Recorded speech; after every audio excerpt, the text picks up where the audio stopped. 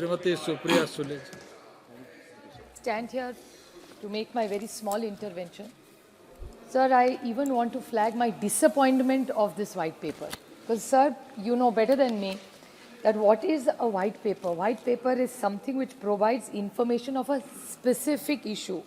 And in the sense, when the paper was presented to all of us, it was not exactly a white paper, it was comparison of two government tenures of a decade of each. And what is expected really, a government may present a white paper, say on any issue, to make people aware of the nature and the scope of a problem and possible ways to resolve it. There was nothing but allegations on the previous government. So there was no suggestions, nothing new coming up, sir, as you're aware, that globally today, artificial intelligence is really going to come straight from agriculture to education to industrialization. It's going to change all our lives. You call it disruption, you call it change. We'll all have to adapt to this. So I actually expected a white paper for this government at the fag end of 5 years to come up and spend this entire day on not be a prisoner of the past and the history, but talk about something that today we can all put all our minds together to create something new for a better India and the future of India.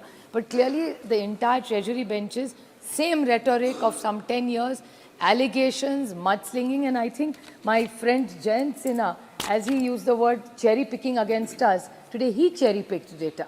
So it was quite disappointing, and his entire speech was illusionary. He kept talking about a bullet train. I was really confused because I'm not aware of a bullet train in India. So I don't know which bullet train he was going on about 3 times in his speech. But this white paper is not a white paper, it's a politically colored paper. That's the limit. Paper was white. Paper was white, but the data was probably politically colored. Letters are black. Letters in the white paper are black. Sir, and if you go into the details of it, I'll make it very short as going by data, because the unemployment rate in the two comparisons, since they've not called it a white paper, it's a more comparison paper.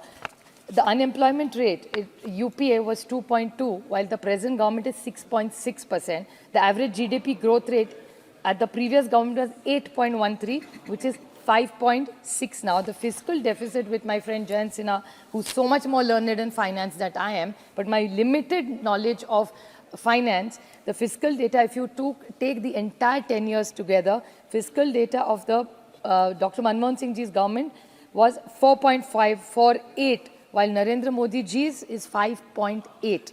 The disinvestment is 0.026 for UPA, while 0.1% in NDA. Number of bank accounts, 34 crores. So we have a lot of credit to what we did. The schemes which they all think started in 2014, Jandan was a product which was started earlier, and we had 34 crores. Well, eventually they took it to 51, which is not a great achievement. And average expenditure of the UPA government was 14.68% of the GDP, while the Narendra Modi's government is 12.94. So I expected in this discussion from the Honorable Finance Minister to take a more larger picture rather than just making it a mudslinging match and allegations from the Treasury bench. Either talk about healthcare, talk about education, water, anything, and the comparison of the total budget, because they always say the spending has gone more, which is not the case.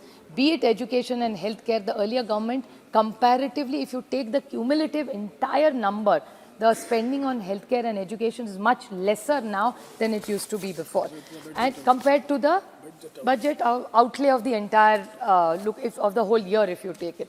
Sir, another question which I want to ask the government, which they keep flagging about, is corruption. Now, I don't want to get into that tutu mein aapki sarkar, hamari ED, CBI, now we've done and dusted with it. Let's move on. But the point is, they started a cashless economy they wanted to, and they started digital. So in the digital, you know, sir, what has happened to Paytm. I spoke about it last week also. It's very alarming to us. It's almost like money laundering through Paytm. This is not what I am saying, this is what the government is saying. But Google Pay, Phone Pay are also two sitting time bombs in that case. So what is the government doing for the economy? Because I'm finishing in 30 seconds, sir. 5 minutes so over. There is a BHIM app now, sir. So the BHIM app is hardly used by people, while Google Pay, Phone Pay, and the IT committee report, sir, is already flagged this. So when we are talking about a digital economy, we are talking about a cashless economy, what intervention is the government doing on this, considering the government's report itself is flagging it and red flagging it. Okay. So these are very serious concerns, and I'm hoping that in the reply that she gives us, she sticks to solutions for all the forecasts that she likes to talk about, which is youth, women, farmers and the poor, and that's what we expect from the government, because we are at the fag end. Abhi tu mehme ka khatam ho gaya. Let's do something constructive and serve this nation, sir. Thank you. Thank you. Thank you.